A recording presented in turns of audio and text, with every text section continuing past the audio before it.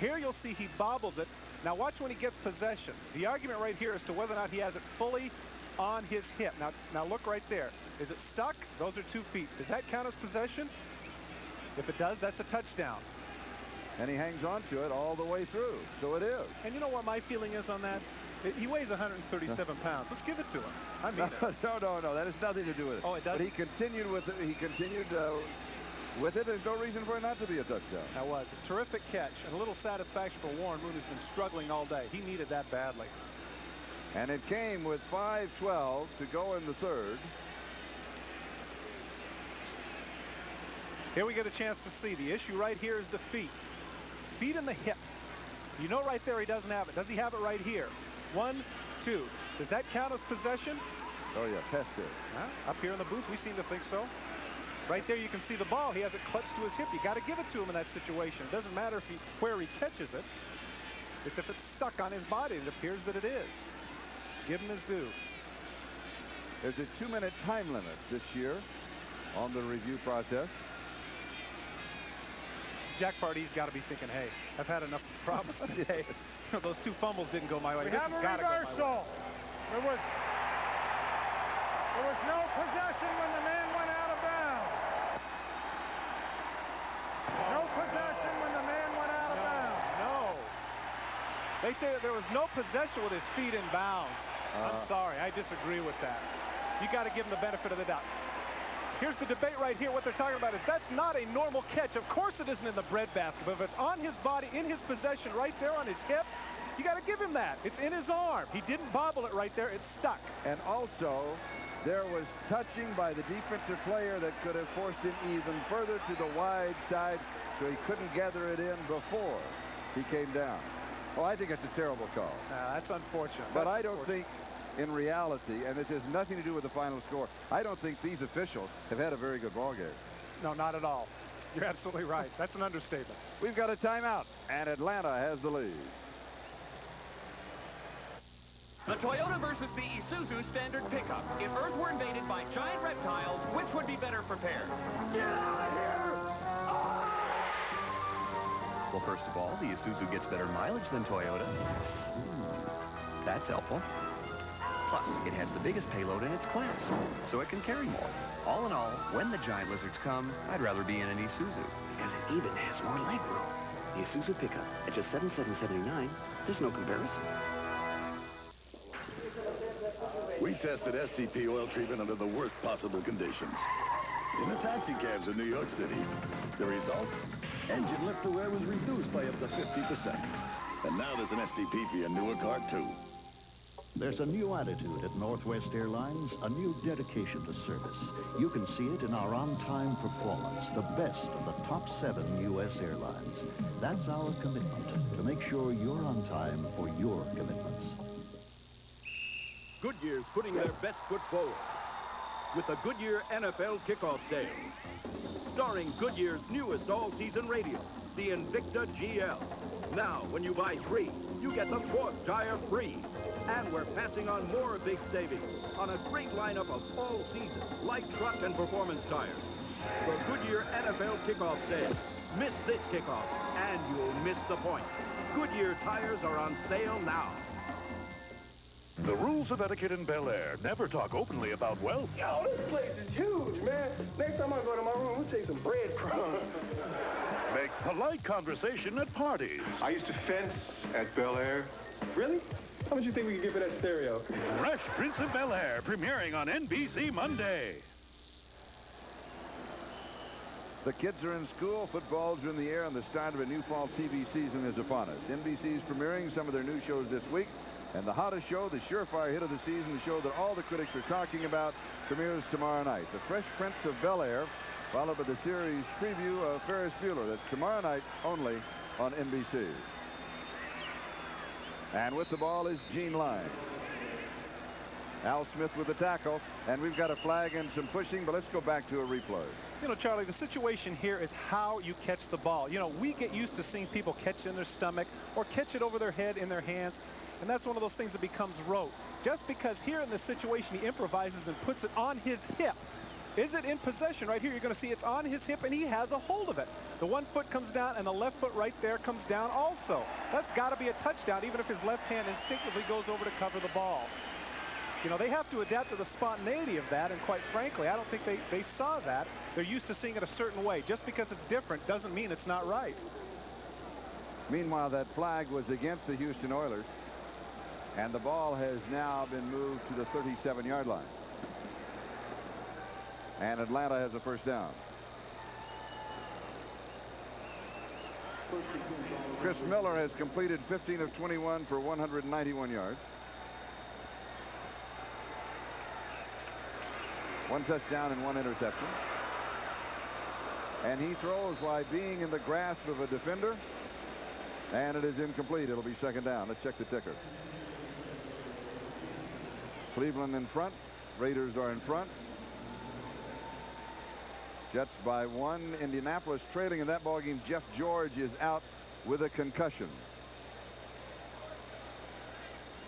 New England by 4. San Diego 14-10 fourth quarter. And here with 4.5 minutes to go in the third quarter, it's Atlanta 34 and Houston 7.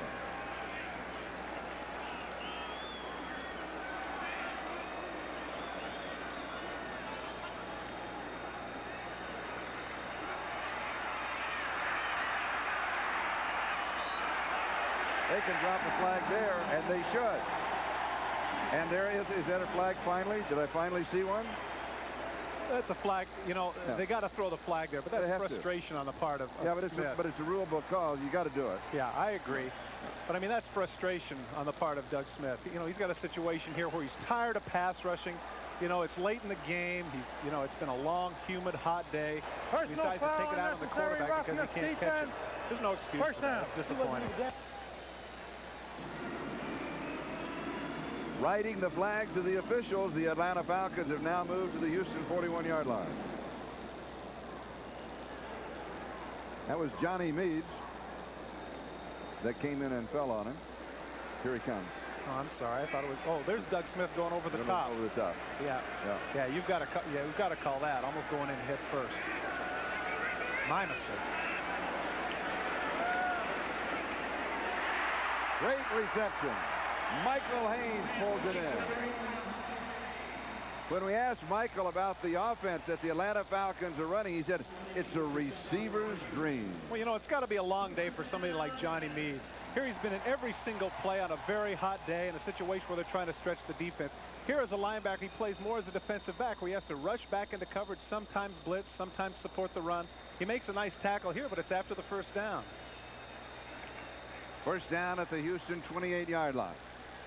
3.5 minutes to go in the third.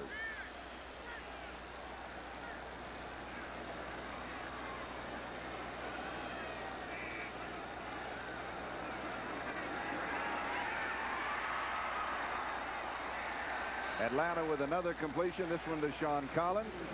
And Richard Johnson with the tackle. Of course, there have been a lot of penalties to help this drive, but one of the questions about the run and shoot was whether or not if you were ahead in the game, if you could keep the ball and knock some time off the clock and have time of possession. Chris Miller continues to throw the short conservative passes where they go out. He's in the inside, moves to the outside, cuts back, gets open, 7, 8, 9-yard gains. It drives Houston Oilers crazy, and as a result, they're able still, without a semblance of a running game, to knock some time off the clock. Two-back offense, Steve Broussard and Keith Jones.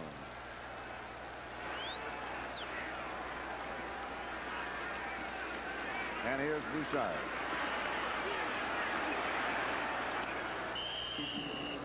And he should pick up the first down. He needed a couple of yards. I think he got them both.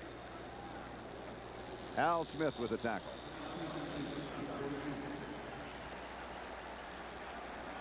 Here we get a chance to see Jones lead him to the outside. He stutters a little bit inside, and as a result, it slows him down. But he does get just enough for the first down.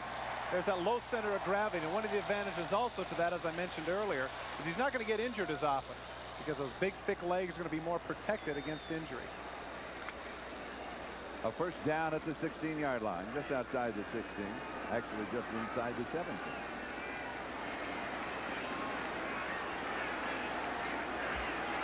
Broussard has rushed for 52 yards and a touchdown.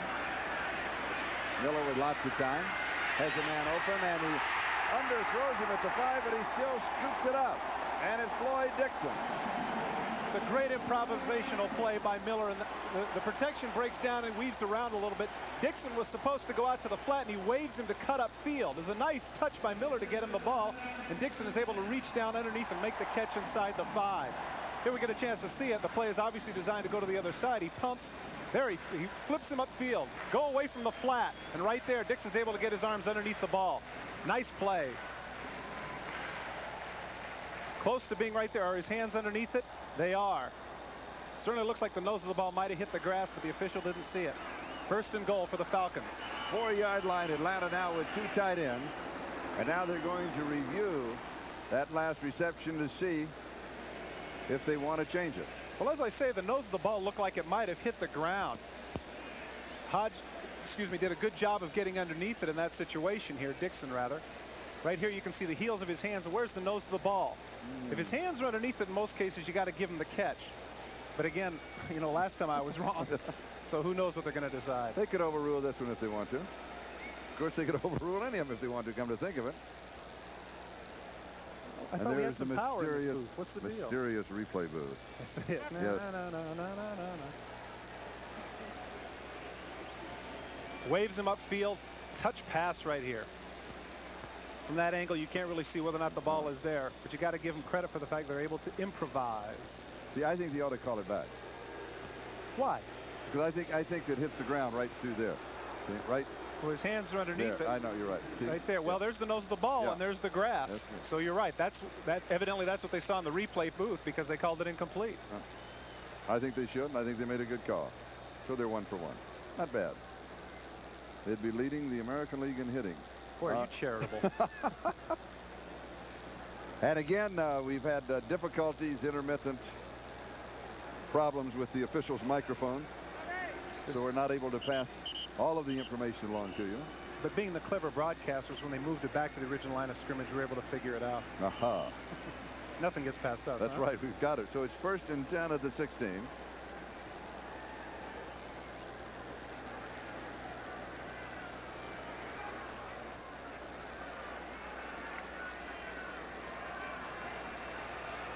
One of the interesting things that the Falcons were going to do, they have about 4 dummy people on the sideline signaling the signals in because Houston would be able to read them and pick them up because they had that same system last year. Broussard, and he's going to lose a couple. But I don't think that picking up the signals on the sideline has had anything to do with a ball game that has been completely dominated by the defense of Atlanta. Meads and Sean Jones on the last tackle. You know, we mentioned a little bit about the improvisational play that Chris Miller had earlier. One of the things that happened to him last year is he couldn't call audibles. He had no audible situation up at the line of scrimmage. So if he came up there and they had the play perfectly defensed, there was nothing he could do about it. Now this year, he has that option. And you can see as a result of plays like the one he had 2 plays ago and some of the throws that he's made earlier in the game, it's evident that he continues to grow in confidence. And those are the kind of plays that give you that kind of confidence over the course of the year, the kind where you make something out of nothing.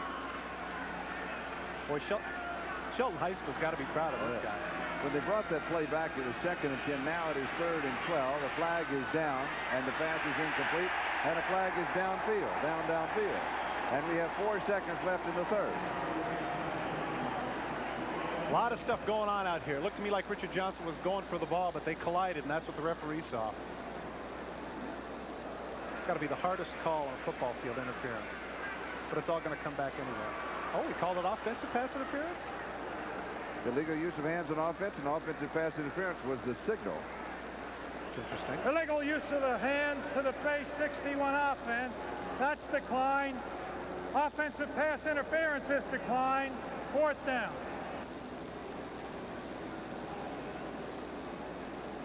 According to the signals, they had offensive pass interference and they had illegal use of the hands on offense, and they refused them both.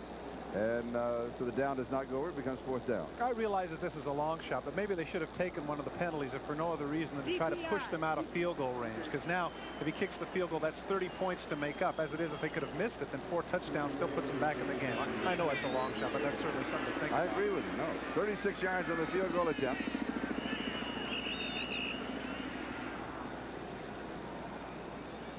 And before the snap of the ball, time has run out. in the third quarter. It's 34-7 Atlanta, and we'll be right back after these messages from your local station. For the first time, you'll follow one crime from the streets through the courts. Order. Answer my question. A special preview of Law and Order on NBC Thursday. Your Ford dealer's clearing out every car in stock. If you want to get 4.8% financing on Ford Taurus and Thunderbird, then you better hurry. Time is running out. Get $1,000 cash back now on almost every new 90 model Ford car in stock. Great clearance deals, too. Hurry, get the low financing, get the cash back, get that once-a-year clearance deal. But get there while there's still a good selection. See your local Ford dealer today. Quality people, quality products. You're a contemporary man with traditional values, ready for each day's competition. For the corporate challenge, you demand classic tailoring with today's distinctive styling. When you unwind, your winning combination is a relaxed attitude and casual comfort. At day's end, you get back to the basics and enjoy life's real reward. Day in, day out, G. Mansour's, LaGrange and Columbus. The look in your eyes. Direct Optical Center. Fashion. The look in your eyes. See it. Be it. The day, the night. The look is in your eyes. It's the best side around for the best price in town. The eye-appealing look we feature is Marcolin of Italy, exclusively from Marchand Eyewear. You'll love the way they look on you. The look in your eyes. Direct Optical Center. The look in your eyes. Night Court, weeknights at 7:30. Next Sunday, NBC is the place to be for great football action beginning at 12:30 Eastern Time with NFL Live. That will be followed, most of you, to see Buffalo against Miami. And the late game, the Raiders at Seattle in the Kingdome. Check your local listings for the game in your area. 36-yard field goal attempt by Greg Davis, who is hit from 39 and 38. And he's got it.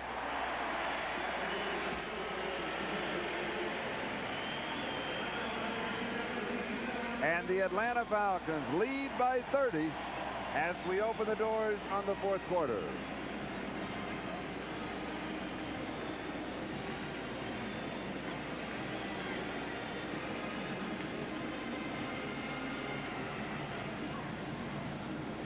And now for an update, let's go to New York. Bob?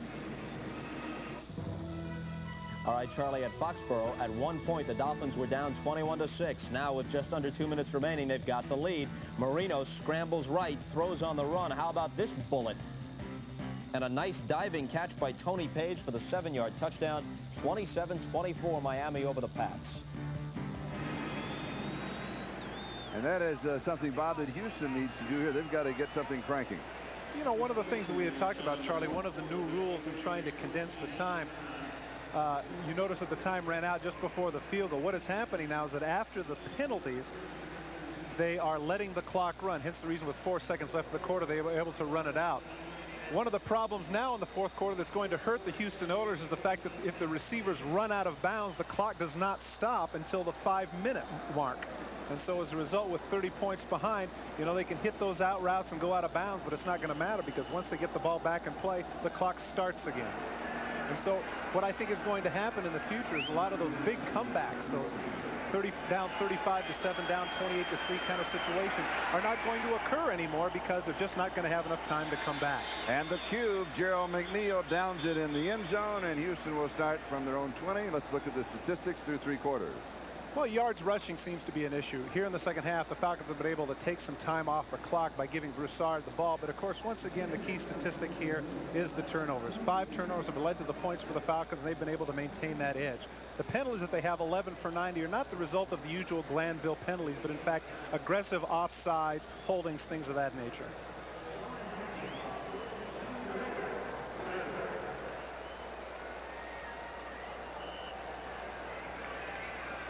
Bruce Matthews is the center. Jay Pennison, bothered by cramps in the third quarter, had gone to the locker room.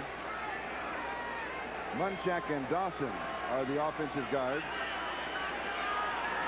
And Warren Moon, the quarterback, in the shotgun. And he has all kinds of pressure. He gets the pass off. It is complete to Ernest Givens, and Givens can go 80 yards. The Oilers picked up the blitz. Well, that was reminiscent earlier of what they did with Haywood Jeffries. You see Rady come out the middle just untouched, but all of a sudden there's nobody in center field. And there he runs a simple post pattern. You can see it right here. Warren Moon right here steps back. He sees the blitz coming, throws it right down the middle, and there's nobody there. Here we get a chance to see it. Stumbled by Dimry right there. He thought he was making an in move, and there's nobody there. He's got him beat by 7 yards. Right now is a foot race, and Ernest Givens, who has been in numerous fastest NFL man competitions, is not going to be caught. 80-yard touchdown for the Oilers.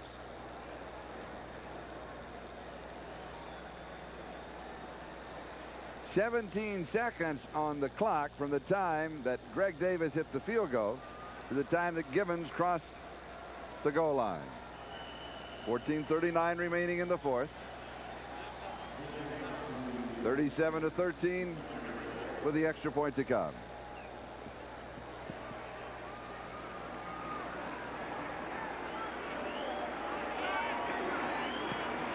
And Zendejas converts. Atlanta 37, Houston 14. Back in a moment. You're the top. You're the Coliseum. You're the top. You're the Louvre Museum. You're the best in beer. That fact is clear. Each drop, you're number one. Second to none. You're the top. Heineken, America's #1 imported beer. Amstel Light, America's #1 imported light beer. You're a cut above the taste we love. Each drop, you're the best of both worlds. You're the top. If you buy this new Oldsmobile and have a burning desire to haul 5,000 pounds through the desert in the middle of summer, go ahead. That's how we tested it. This is the new generation of Olds. A little brains, a little luck, and a lot of late nights. A good family, a good spot, and some good advice. That's the way it's supposed to be. And USF&G is standing behind me. That's the way it's supposed to be. And USF&G is standing behind me.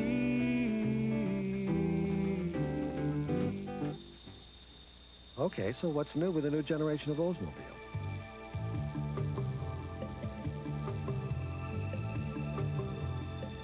Still wondering?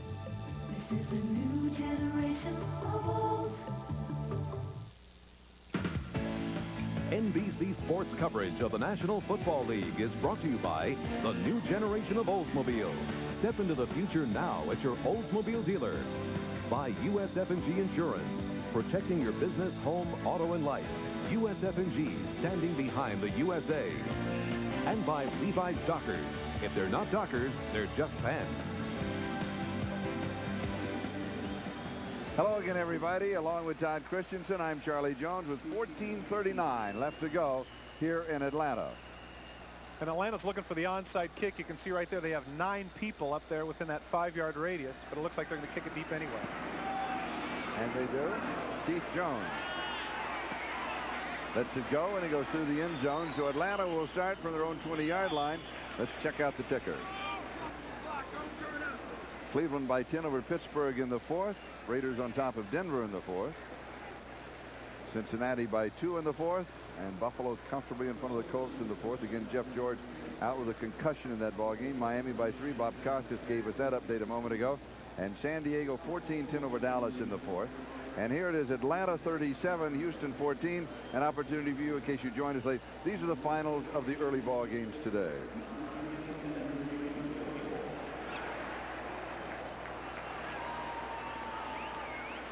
Keith Jones and Gene Lang are the 2 running backs. Chris Miller, the quarterback.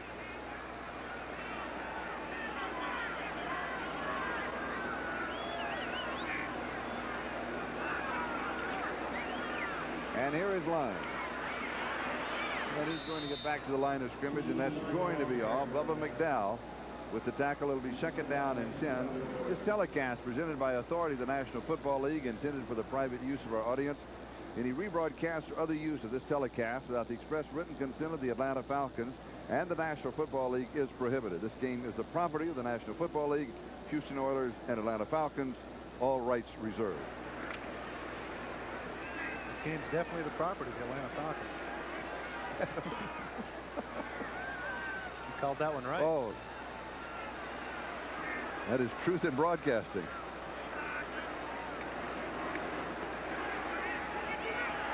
Pass is complete, far side to Michael Haynes.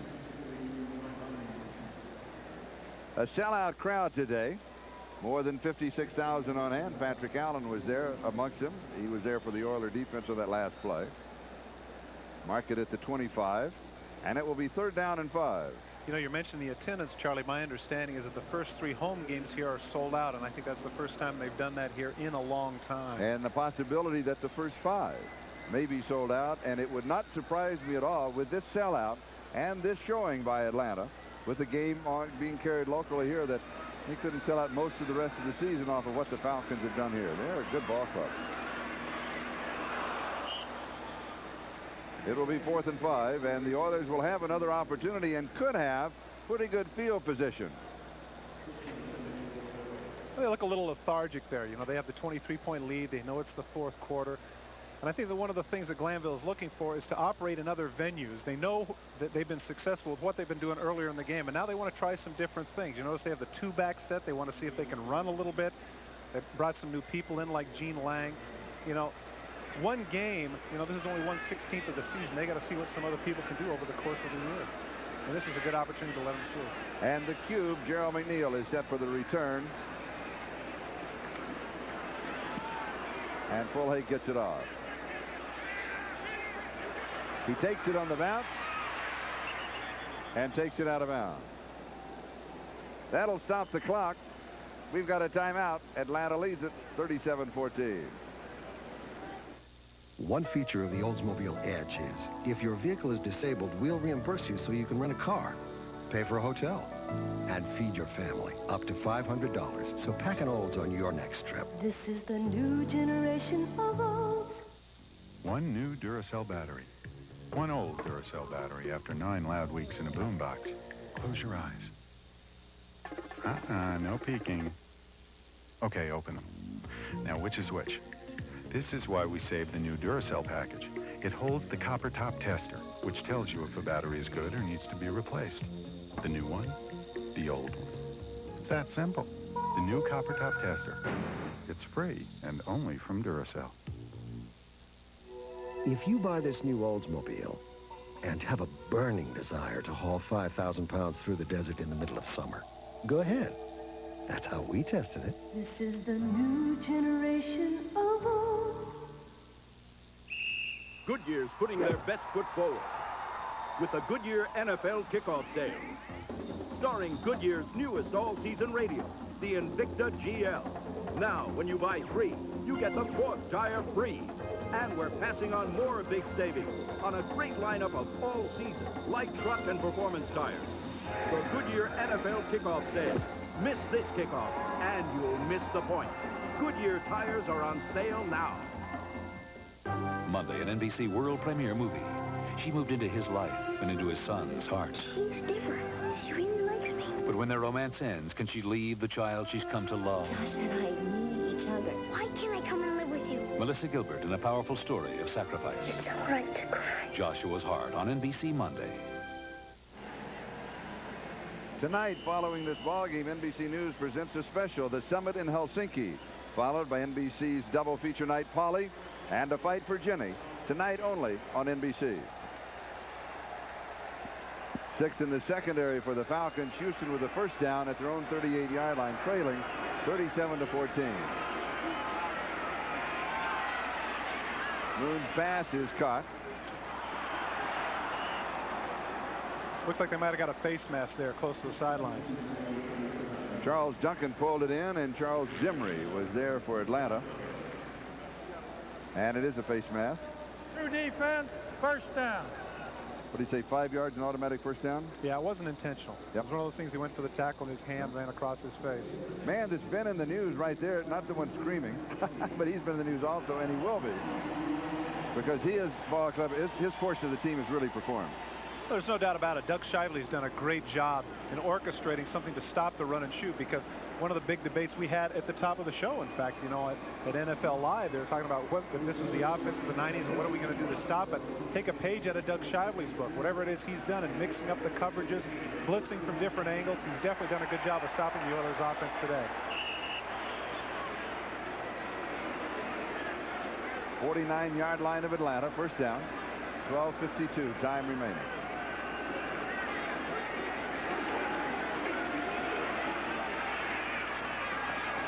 And it's caught far side, and it'll be another first down. Haywood Jeffries with the reception, and he was covered by Deion Sanders. So Deion's knee is okay. That's good to hear. He had a flag down. My guess is defensive holding in the secondary. You called it?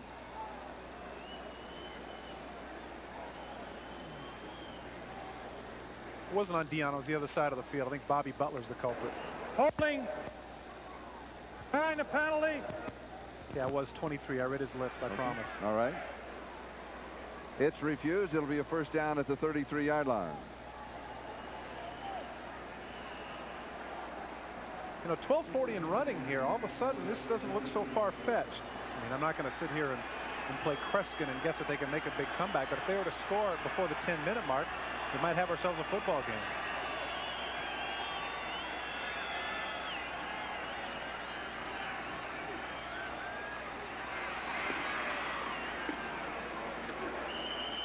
Mike Rozier. Is that the first time for him today? First time for him. Tuggle and Cotton make the tackle. This is Charlie Jones, Todd Christensen. We're at Atlanta Fulton County Stadium, opening the NFL season with now 12 minutes to go in the ball game. It's Atlanta 37 and Houston 14. Let's update the other game.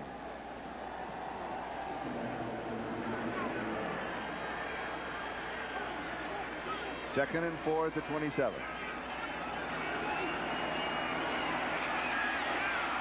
Incomplete. It was nice coverage by Deion on that situation. Warren Moon, in effect, threw him a jump ball, but Deion was right there with Jeffries stride for stride.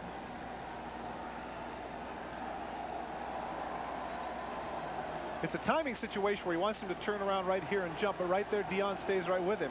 Gets a left hand in there, and even though it looks like this might be a catchable ball, Deion does a good job of pushing him out of the way, making it incomplete.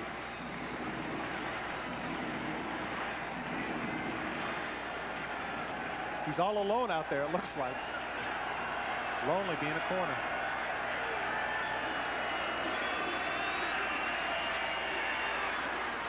First down at the 20-yard line.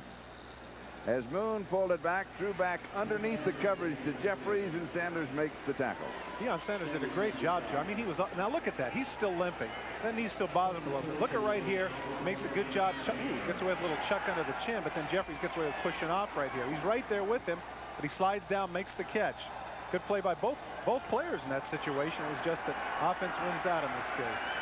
First down at the 20-yard line.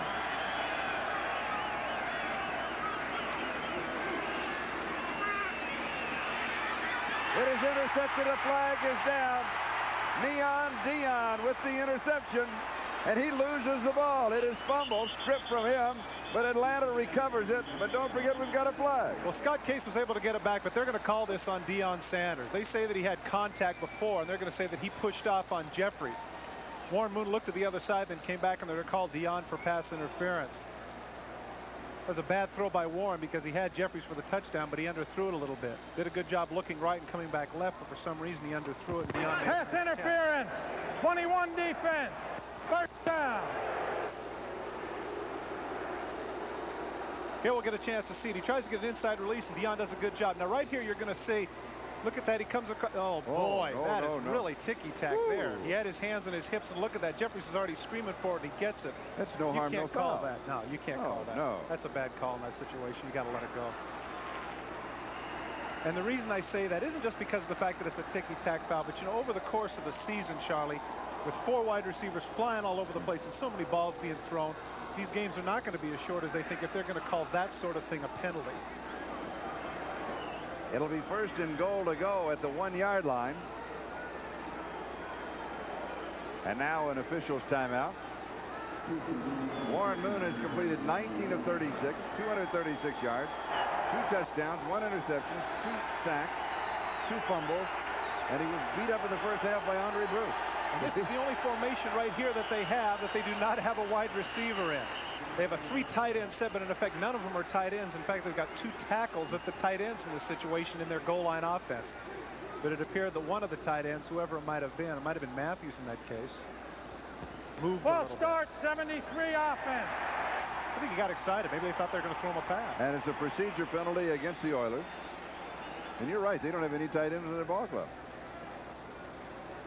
And so also in this situation, that when the tackles moves outside, now yes, he lifted that right foot. But technically in that situation, he could have said he was getting himself set. I've seen a lot of players. That's right, because he is a tight end in that situation. Well, remember, also has to report, so it's not tackle to tackle. I know you haven't been around that long, Charlie, but you remember Bob the Boomer Brown of the Eagles used to do that all the time, pumping with his leg. And they never called it, but they called it on Williams in this case. Interesting, though. Doesn't that call go from tackle to tackle? I would think so, yes. And he's not a tackle. Well, but again, see, what does the official see? He sees number 73, assumes he's an interior lineman. He's going to throw the flag. Yeah. Kind of like in the catch earlier of Tony Jones. So now, the official now has stopped the clock, and now he has started the clock. All of a sudden, the receivers come back out.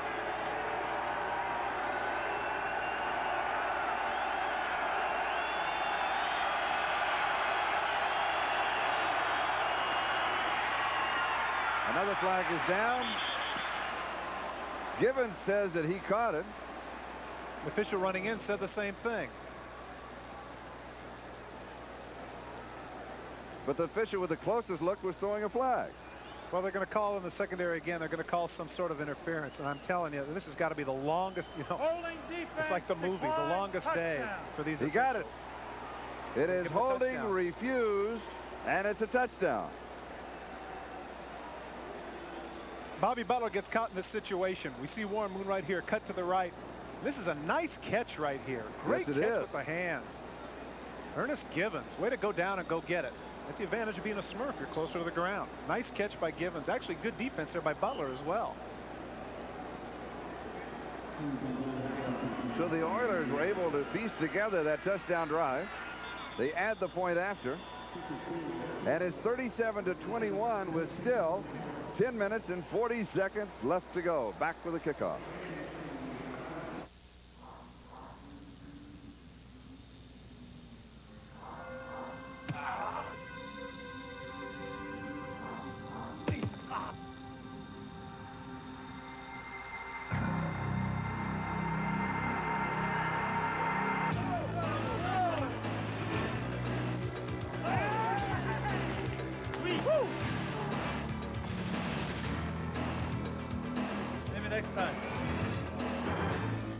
Okay, so what's new with the new generation of Oldsmobile?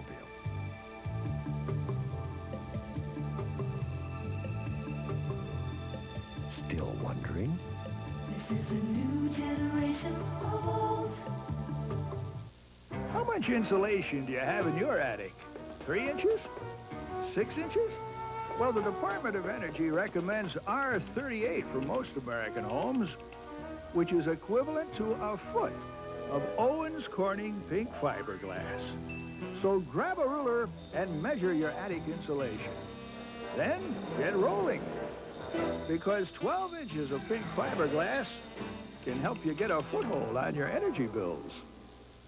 One feature of the Oldsmobile Edge is, if your vehicle is disabled, we'll reimburse you so you can rent a car, pay for a hotel, and feed your family up to $500. So pack an Olds on your next trip. This is the new generation of Olds. L.A., Seattle, the Silver and Black Attack, and the School of Hard Knocks.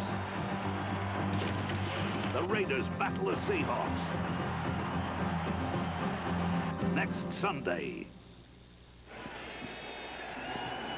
Tonight, following the ball game, NBC News presents a special with Tom Brokaw, The Summit in Helsinki, followed by NBC's double feature night, Polly and a Fight for Jenny. That's tonight here on NBC.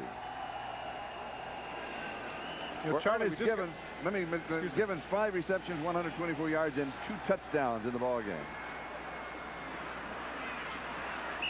Well, that was teamwork. Teamwork. We got to look at that. It's me. Whose is it? And all of a sudden at the last minute, you know. Is Floyd Dixon there with him? I think it is. Let's see. Discretion's a better part of valor in this situation. Look at that. They get it together and they say, okay, now who's going to run? Who's got it? I think what we're going to have to do here is, let's get down. Self-preservation, number 1 rule. Atlanta at their own 23-yard line, first down. You know, Charlie, we had mentioned the fact that if they score before the 10-minute mark, I mean, there's 10 minutes and 33 seconds left. If they don't knock off a couple of first downs here, if they go 3 downs and punt like they did last series, they could be in trouble. Keith Jones, first down. And naturally, I have to say that, don't I? They get a first down right off the bat. Simple straight blocking. You see him following behind Mike Ken here. He cuts back. Good block there by Ken that springs him into the secondary. 12-yard gain. Nice run by Jones. The ball at the Atlanta 35-yard line.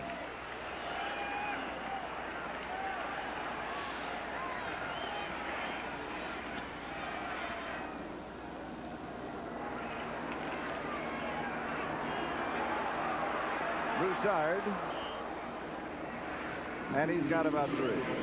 Almost got away there at the end. Nifty little run by Broussard.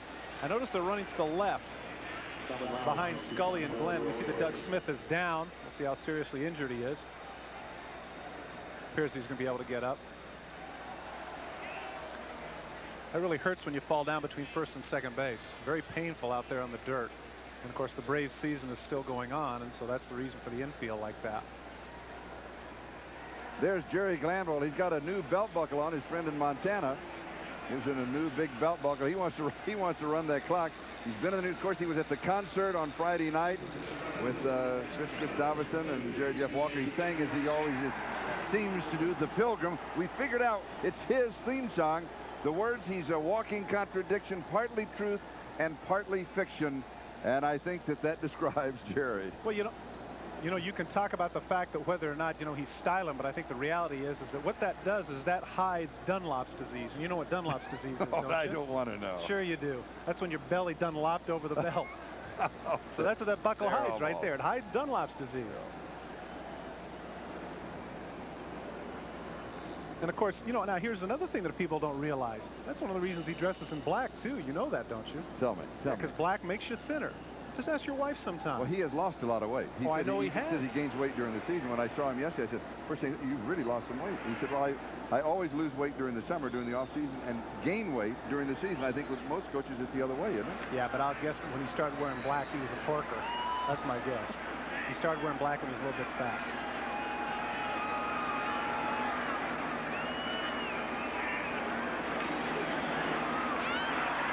Second and 7. Keith Jones gets the call. Let's check the entire scoreboard. Final, Chicago over Seattle. Final, Green Bay defeats the Rams. Final, Kansas City over Minnesota. Final, Tampa Bay beats Detroit. Final, Washington shuts out Phoenix. Final, Cleveland over Pittsburgh. Final, Raiders over Denver at home. Final, Cincinnati over the Jets. Final, Buffalo over Indianapolis. Final, Miami over New England. Final, Dallas comes from behind to defeat San Diego. It matches their victory total of all of last year. And it's all over but us, folks, and we still got 8.5 minutes to go, so don't go away. Rising the motion man. And Atlanta's going to stay on the ground. They do want to run some time off the clock. Interesting call there at 3rd and 4, though. You wouldn't expect that out of the red gun. It's going to be awfully close. It depends on where they put the ball down. You may have seen a little pushing and shoving by number 69 for the Atlanta Falcons. His last name is Hoover. His first name is Houston. His head coach, however, calls him Texas. He doesn't like to say the word Houston. In fact, Jerry Glanville will not say the word Houston. It's that other team where I worked before. Well, plus the fact that he says that the other thing that he says there about it, and there he gets into it a little bit with Sean Jones, is the fact that Hoover, the reason he calls him Texas is not just because of that, because he says Hoover's as big as all of Texas. It's 4th down. I think he's only about as big as the Panhandle myself.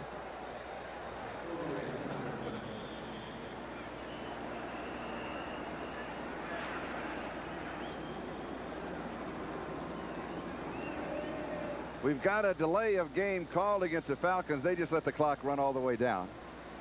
7:25 is the time remaining in the fourth quarter. 37-21 is the score. Atlanta on top. They have led all the way. They were out 27-0. And since then, Houston has scored 21, and Atlanta has scored 10. Low snap, but he gets it off. High and short. Fair catch is called for. And taken around the 32 or the 33-yard line. He's complaining that somebody came by and got a piece of him. That was a good job to hustle up and save some yardage on that. And the official was reaching for the flag. We'll be back in a moment. If you buy this new Oldsmobile and have a burning desire to haul 5,000 pounds through the desert in the middle of summer, go ahead. That's how we tested it. This is the new generation of Olds.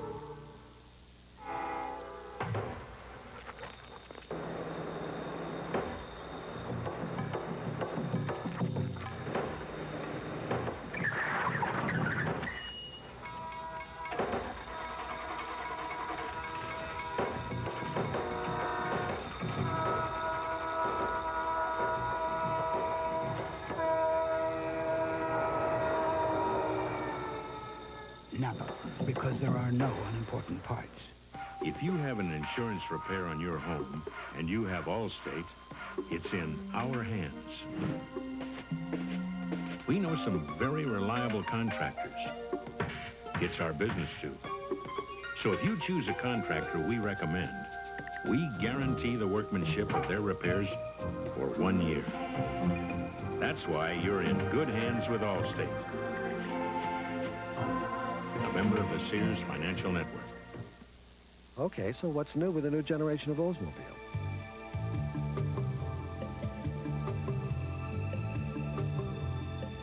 Still wondering? This is a new generation of Olds. And the score with just over 7 minutes to go is Atlanta 37 and Houston 21. And what do you have here? Well, you know, people out there are going to say that this is Ed Grimley or Martin Short when he gets a little bit older, but in fact, it is a facsimile of Charlie Jones. When Charlie Jones has done games where Jerry Glanville has coached, the record has been 1-6, and so as a result, we got this voodoo doll that he gave to us to get over this hex, and right now it looks like it's working. Right, he put one right through the heart of the Peacock and Charlie. Well, of course, you told me that's your least vulnerable spot. It is. It is. I'm glad he didn't hit the pocketbook.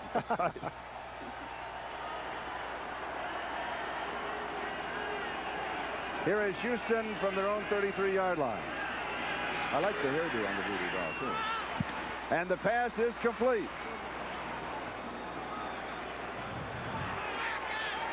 And very quickly, Houston is in Atlanta territory. Here you get a chance to see that they're in what's called the prevent. See, he's running downfield. He's not going to give up the big play, but still, this is a lot of yardage that Curtis Duncan is able to get. You see that he pushes him out of bounds. They set the ball, and now the clock is running, just as we mentioned before. Now, that will, of course, stop when there's 5 minutes to go in the quarter. Then you can stop the clock by going out of bounds. Atlanta has been penalized 119 yards. The Oilers 65, just to bring you up to date there. And there is the time remaining. Just over 6.5 and moving. Just outside the 40-yard line of the Falcons. And over the middle and through the woods is Mike Rozier. Can't believe I said that. No, I believe it. It's a first down. Well, it's been a long day. Well, it's that hairdo on the voodoo doll.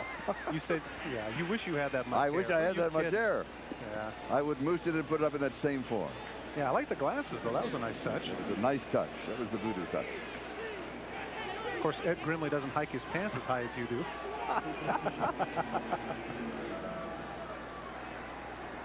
All right, the ball now at the 30-yard line and first down.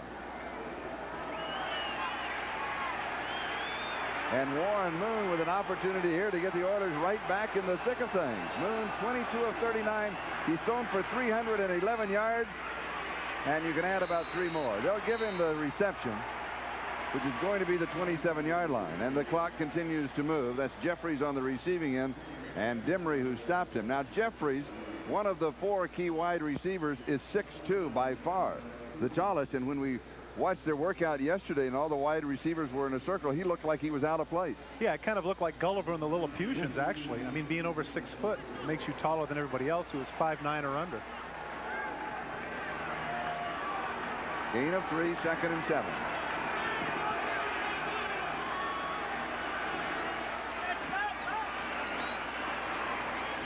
Pass is complete. Should be a first down. Duncan went up and brought it down.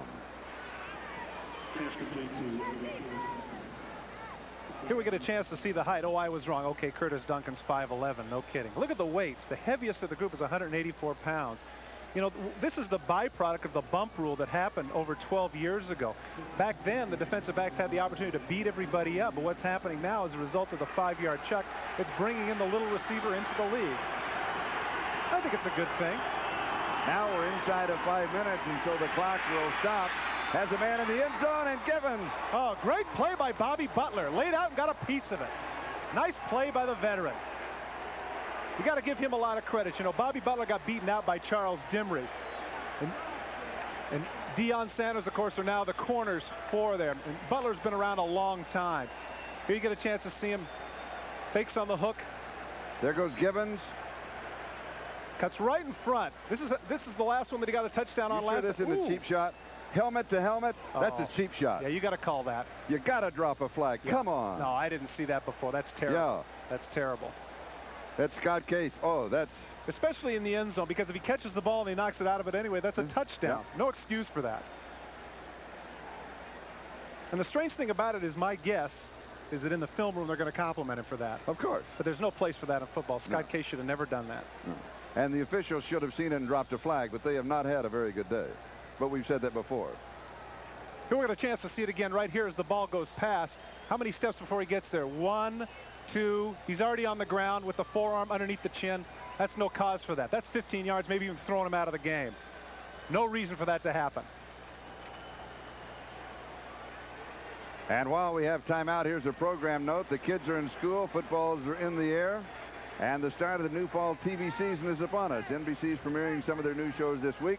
And the hottest show, the surefire hit of the season, the show that all the critics are talking about, premieres tomorrow night. The Fresh Prince of Bel-Air, followed by the series preview of Ferris Bueller. That's tomorrow night on NBC. Ernest Givens is walking around. It appears that he's okay. He is tough. But once again, we have to emphasize the fact that there's no call for that in football. I'm all for being aggressive, but you just can't have that happen.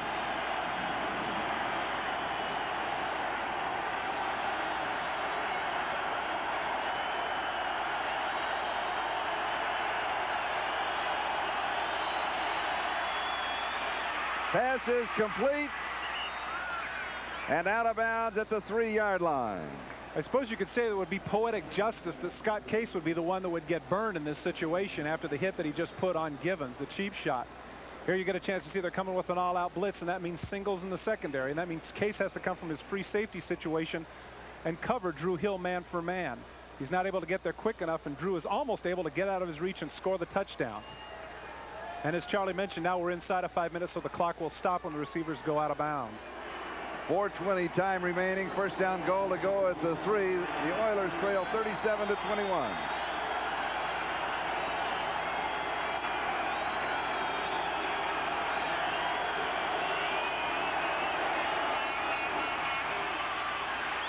There's nothing there. Rozier, Troy Epps leads the Black Wave. I'm surprised that they ran in that situation. Houston needs to hustle back to the huddle right here or else get up to the line of scrimmage because they can't afford the luxury of standing around and letting the clock tick off. Now the clock has stopped at 4:02. But I'm also surprised that they ran the ball because if it fails as it did in this situation, it's going to cost them another 25 to 30 seconds. They've got to throw even though they're on the 3-yard line.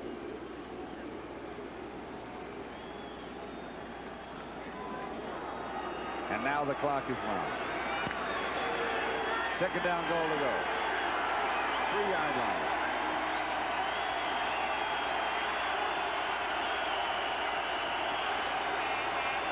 Moon has thrown for 3 touchdowns. Pressure from the backside. Does he have it? And now 4 as Houston scores. It is Bernard Ford. That's a nice catch by Bernard Ford. Earlier in the game, we were a bit critical of the receivers not being able to come up with the ball, but in this situation, you can see Ford extends himself and makes a really nice catch while he's being covered fairly effectively. 3:43 is the time remaining. And it's a 37-27 ball game with the extra point still to come. This is a big extra point because if they're able to get this through, that means they're 2 scores away from actually going ahead. And stranger things have happened in 3 minutes and 43 seconds. We had some movement along the offensive line and then some jumping by the defensive line, and I'm sure there's a lot of conversating also going on. A lot of conversating. And, of course, a lot of this is the byproduct of fatigue. As we've mentioned ad nauseum, this game is lasting an awful long time. And it gets that much harder just to get down in your stance and go through the motions. And, of course, naturally, if you get hit or somebody goofs up, tempers get short. And once again, Mayo Machismo rears its ugly head. And it is still a very warm and humid evening here in Atlanta. And it's about 7:24 here in the east. Oh, boy. No good. That is a big miss. Tony Zendejas misses the extra point. Let's look at that again. Well, the snap is fine, and so is the hold. It's just a matter of the 5 yards. Takes away that angle that if he has a bad swing, it's not going to go through. In that situation, of course, if it's right on the 2-yard line, that's probably good. It weaves its way inside the post, but in this case it isn't, and it remains to be seen whether or not it's going to be that costly. Good point. The penalty, in reality, cost the point. Time remaining, 3:43. The margin has been cut to 10.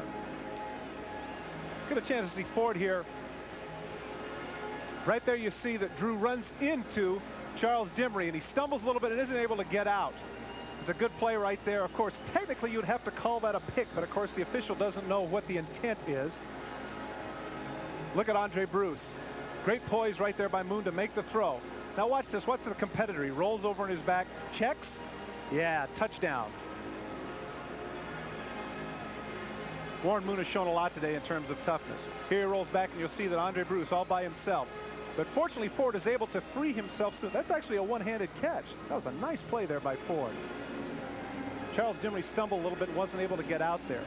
Houston has utilized all their wide receivers today, and a lot of that has to do with the fact that with all the running, there's going to be the fatigue factor. And I think that's something else that you'd have to consider with the run and shoot, is that these people around the fourth quarter are going to get tired because whether they throw the ball or not, they're running these decoy routes. But theoretically, the defense also gets tired. Oh, yeah. They got to run. They got to go with you. Now, is it still too early for the onside kick? I think it is. The defense has held them. You need 2 scores.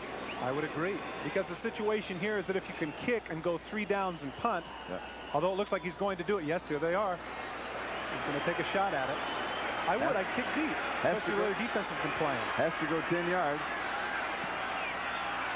10 yards. It goes to 10 yards. Atlanta falls on it. Good fortune. Good fortune. Was it Michael Haynes?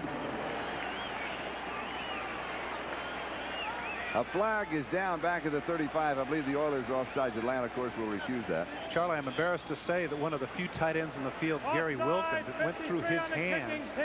Oh, my goodness. First down.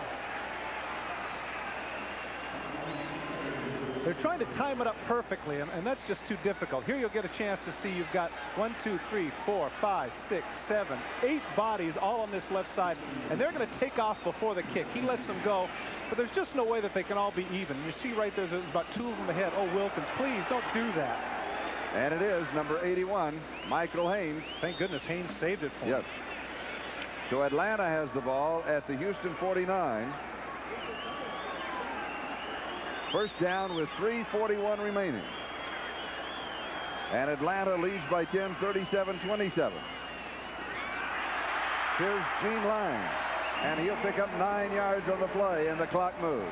Charlie, the Oilers have to take some chances now. They've got to come up and press the run. They've got to put 7, 8 men on the line of scrimmage, so if they're going to bleed the clock, like it appears that the Falcons want to do, there's a chance that they could bust out into the open, and Gene Lang almost did that. Once he gets past the first wave of 8, he could go the distance. Al Smith and Terry Kennard on the stop. Chris Miller has completed 18 of 29 for 219 yards. His numbers pale next to Warren Moon's, but yet the issue here is how effective it has been. He hasn't had to come from behind. A lot of the yards have been meaningless trying to catch up.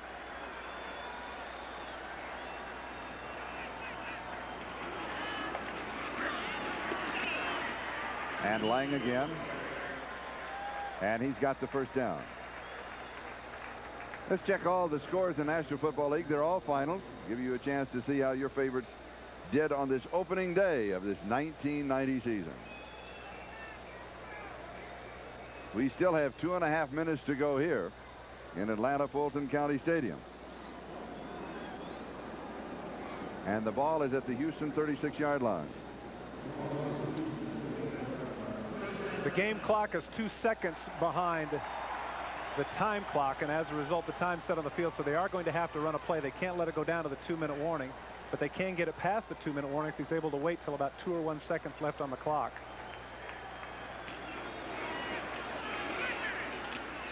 And Lang on the right side.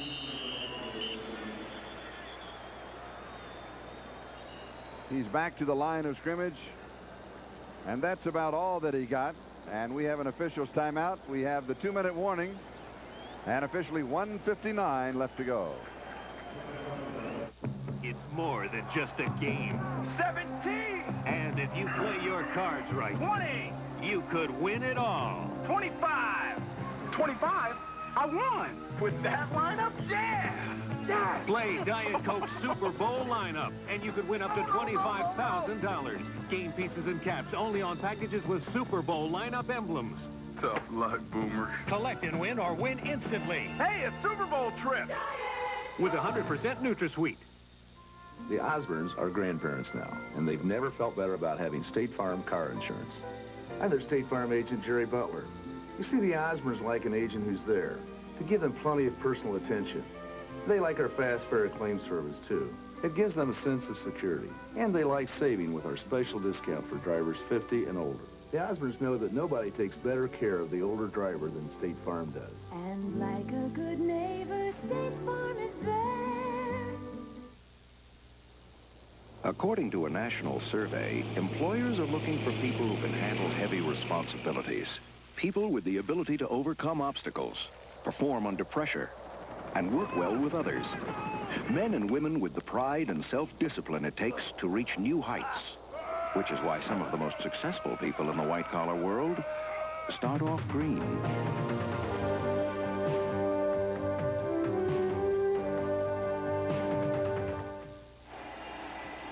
As we come back, this one is not in the record book, but right now, how do you assess these two teams and this season? Well, I think that Houston's got to be a little bit disappointed with themselves. You know, at the end of the game, they're going to look and they're going to see that Warren Moon threw for 4 touchdown passes and over 300 yards, and they're going to say that their offense is doing the job. But that's not true. In critical situations, they turned the ball over, and that's why Atlanta was able to get what appears at this point to be an insurmountable 30-point lead. All right. As far as the Atlanta Falcons are concerned, how do you assess what they have done? I love their defense and what they're going to do this year. Well, you and I both know that Jerry Glanville is the P.T. Barnum of NFL head coaches. Yes. And a lot of times he runs his mouth without backing it up. In this case, it appears that his team does have the people to back it up. This looks like a real good ball club.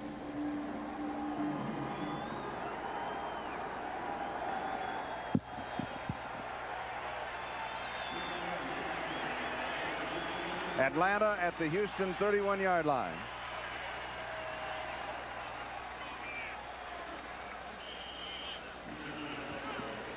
And Gene Lang is the ball carrier. Houston now will stop the clock.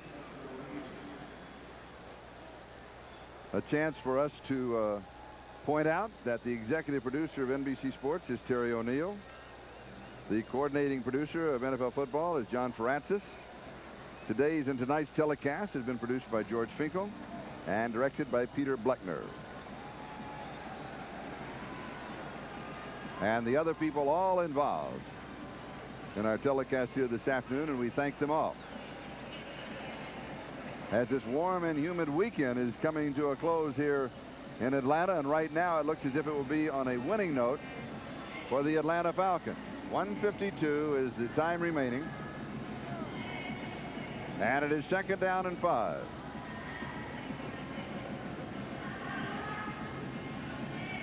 You know, Charlie, obviously this is going to do a lot for the team, but it's going to do a lot for the community as well. You know, when you and I came in, I happened to see some of the bumper stickers they had on the cars there in Atlanta. One of the ones that caught my eye was said, "Go Braves and take the Falcons with you." And one of the, you know, it was interesting to me because it said on one of the big billboards as we came in, we got a chance to see it said, "On Sunday we'll be at our worst behavior." And certainly the crowd has been a factor in this game. The crowd has been very involved from the beginning.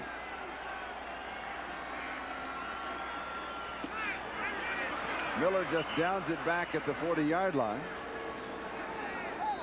And Houston will take another timeout. Took a chance on that bootleg, but they weren't fooled. They were fooled earlier in the game by it, but now at the end they're going to let it go. Was he trying to buy a little time? Well, he was hoping that they'd get fooled and he'd be able to run around for a first down because they wouldn't anticipate they'd do a misdirection play. But in that case, obviously, they weren't too fooled by it. The kids are in school, football's in the air, and the start of the new fall television season is upon us. NBC is premiering some of their new shows this week, and the hottest show, the surefire hit of the season, and the show that all the critics are talking about premieres tomorrow night. The Fresh Prince of Bel-Air, followed by the series preview of Ferris Bueller. That's tomorrow night only on NBC. Yeah, I understand that you're a really big rap fan. A friend of mine was telling me that down in La Jolla, you're known as DJ Jazzy Jones. Is that true? Who have you been talking to? Hey, that's just what I heard. Where'd you wander to last night after our production meeting? It's one of your golfing buddies. No, no. They're still in the golf carts. Houston with one timeout remaining, trailing by 10, and 1:47 left in the ball game.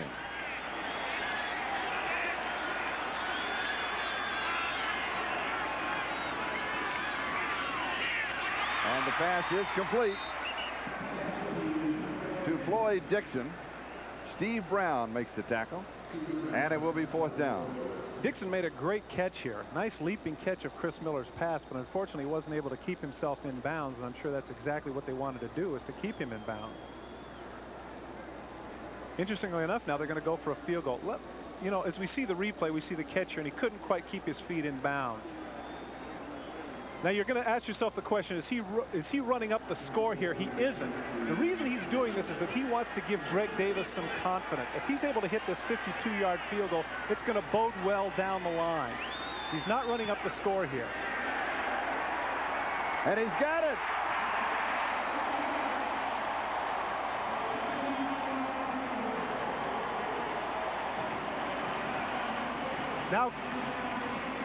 Now Greg knows that he can make that 52-yard, and of course down the line, one of the tiebreakers at the end of the season is points, and of course it's a little too early to think about that. But I firmly believe that the reason they're kicking this field goal is because Greg Davis is a young kicker, and he wants to know that in a more crucial situation in games later on, if he has to try that 52-yarder, he knows that he can make it. Officially, they're going to call it 51 yards. He is 4 for 4 today. 39, 38, 36, and now 51 yards. Big smile on his face, too. And that's one of those statistics they keep track of, is those field goals beyond 50 yards, and that's something that don't tell me Greg Davis isn't well aware of. And tonight, following the game, NBC News presents a special, The Summit in Helsinki, with Tom Brokaw, followed by NBC's double feature night, Polly and a Fight for Polly. Excuse me, Polly and a Fight for Ginny. That's all tonight on NBC. 1:35 still left to go here at Atlanta Fulton County Stadium, with the Falcons leading the Oilers by a score of 40-27. Greg Davis has shown us a lot of leg today. Have they returned a kickoff yet? Kicked Yes. them all in the end? Oh, they have. No, they have. He's had, I know, at least 3 touchbacks. He's had a lot of them in the end zone. And he has another one in the end zone. He really has shown a lot of legs. It's a big priority now with coaches. They want somebody that can kick it in the end zone, not give him a chance to run it back. So Houston will start from their own 20.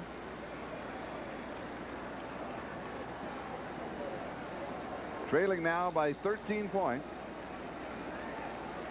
A black storm cloud approaching will cover Moon completely. And he wore number 93, and it was named Andre Bruce. Yeah, that's right. 7 in the secondary for the Falcons.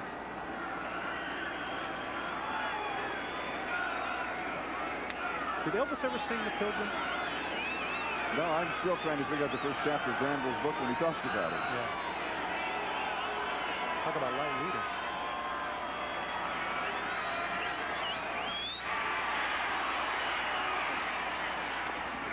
Incomplete.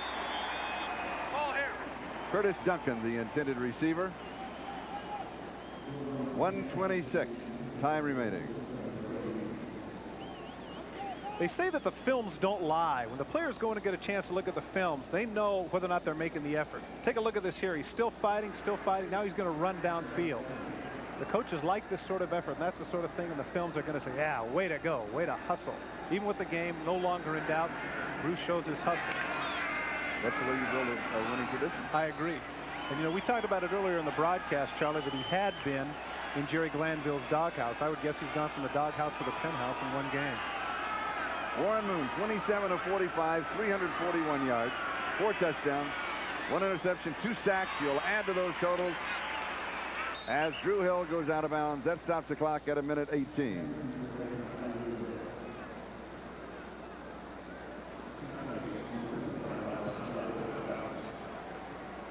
Drew Hill's a little bit fatigued, as you can tell the rest of the receivers are. It's definitely been a long day. Gain of 13 and a first down at the Houston 33-yard line.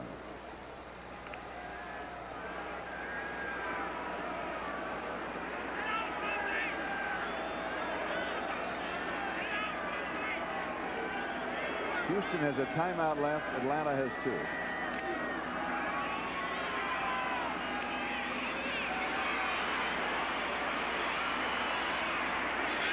Mike Rozier got Case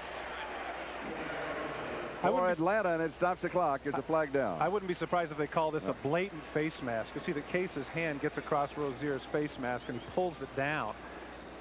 Indeed, Bob McElwee decides to assess 15 yards instead of 5 in this instance. Here we'll get a chance to see carrying the ball like Walter Payton. Here you see it right here. He's got him by the face mask. Now watch, instead of letting it go, he jerks on it, twists his head around. Unfortunately, the centrifugal force of Rozier was taking him in that direction anyway. Otherwise, he might have been injured severely. And the ball goes to the Atlanta 28-yard line, where it's the first down for Houston with 1:09 time remaining. Trailing by 13 points. Hey, Charlie, if they score here, it's going to be very deceptive next day in the paper when people look and see 40 to 34 and say, oh, that must have been a great close game. They score here, a successful onside kick, and it could well be a close game.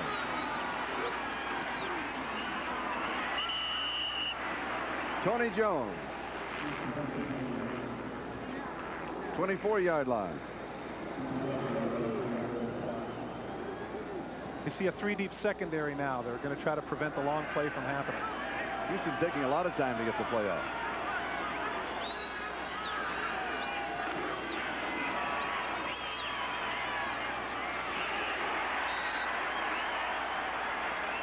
Duncan on the receiving end. I think you've got to take your last time out if you're Houston. And they just did. Nice prediction. Well, they just there. It's part of it is the fatigue, the length of the ball game, the humidity. They're just not able to operate the hurry-up offense in a hurry-up fashion. You know what happens is that fans sitting at home are saying to themselves, well, what's the point? You know, why do this? You know, why score a touchdown? It's not going to make any difference. It's only going to close it a little bit. I mean, I don't understand that. But what happens is that if you know in certain situations that you can do things, if you know that you can score in this case in less than a minute, then that gives your offense confidence for when it happens later on in the season. Obviously, it's going to help Warren Moon's statistics, but that's not the priority. They want to salvage a little bit of pride, feel good about themselves, and if they can narrow it to a 6-point margin, who knows? That might affect the psyche of some of the players on the bench. And maybe it won't. Third down at the 21-yard line.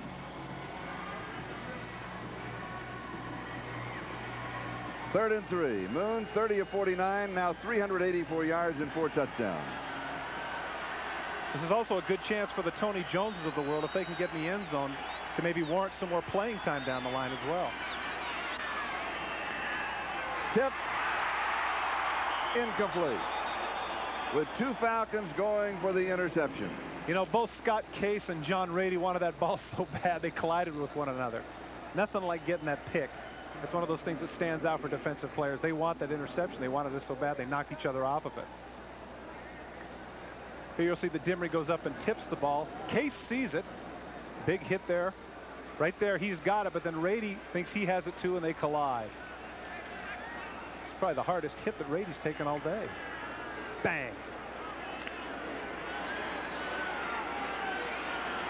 4th down and 3. Atlanta 21, 28 seconds left.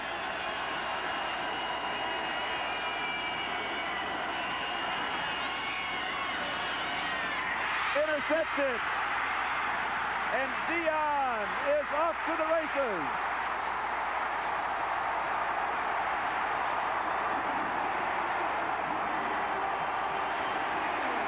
And Dion will off flag as the celebration continues. You know, from the outset when he caught that pass, he knew that he was going to high step it. He was going to style all the way, and that's exactly what happened. The curious thing about it is the fact that earlier we reported that he had a hyperextended knee. It didn't bother him at all as he cruised 82 yards. That's amazing what adrenaline and style will do for you. Check him out right here. Warren Moon's trying to get the first down here, but Dion guesses right, and there he is off to the races. Watch the knees come up right now. Right now they're coming.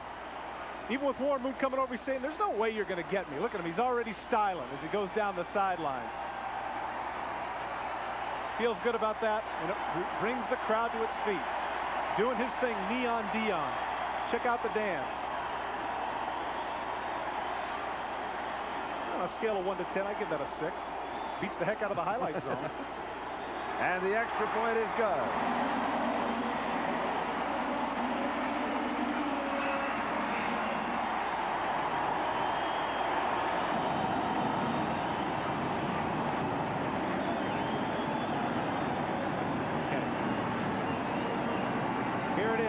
Page out of Walter Payton. Remember, Walter used to do it the high knees, and he's styling here right now. Now, my guess is right at about this point, he's saying to himself, you know, should I do kind of a Michael Murphy thing or a Paula Abdul thing? And instead, check it out. Surface. Funky. Funky. Okay. He's not going to Soul Train either, but he might get into Star Search. And look who he's celebrating with, the defensive stars. Marcus Cotton and Andre Bruce. They missed on the high five, though. That's the only problem with it. Got to work on that choreography.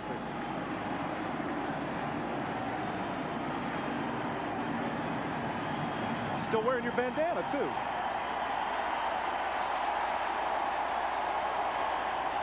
We should mention at this point, too, Charlie, that Deion Sanders was talking about the fact that, you know, for the first time in the Falcons' history, they had an undefeated preseason. And he said that that bandwagon was getting bigger and bigger as the Falcons won games, and everybody was jumping on it. And you got to figure that right now that everybody is jumping on the Deion Sanders bandwagon, even though he only hit $1.58 for the Yankees. And still with 13 seconds to go, Greg Davis will kick off to Bernard Ford. High and short. And another flag is down, and another flag is down. Why would somebody who has at least 4 touchbacks today not just kick the thing out of the end zone? Do you understand that? Well, one thing, he had to kick it from the 30-yard line because he had lost the 5 yards because of the flag in the end zone. Maybe he just didn't feel like he could quite reach it. They penalized that dance, too? Oh, yeah. Couldn't he conversate with the official and let it go? He did. It may have cost him another 5.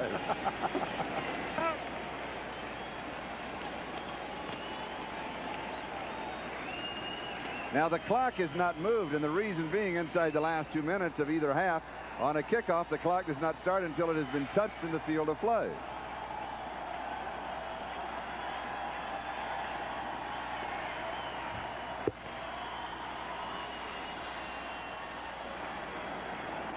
Got a shot at 2 Hail Marys here.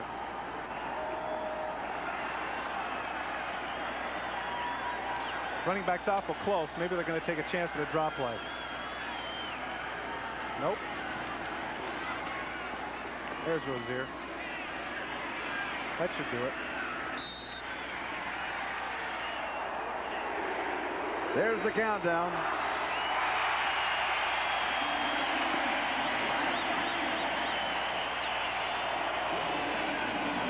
The Atlanta Falcons completely dominating the Houston Oilers. This is Charlie Jones along with Todd Christensen saying so long from Atlanta. Now stay tuned for an NBC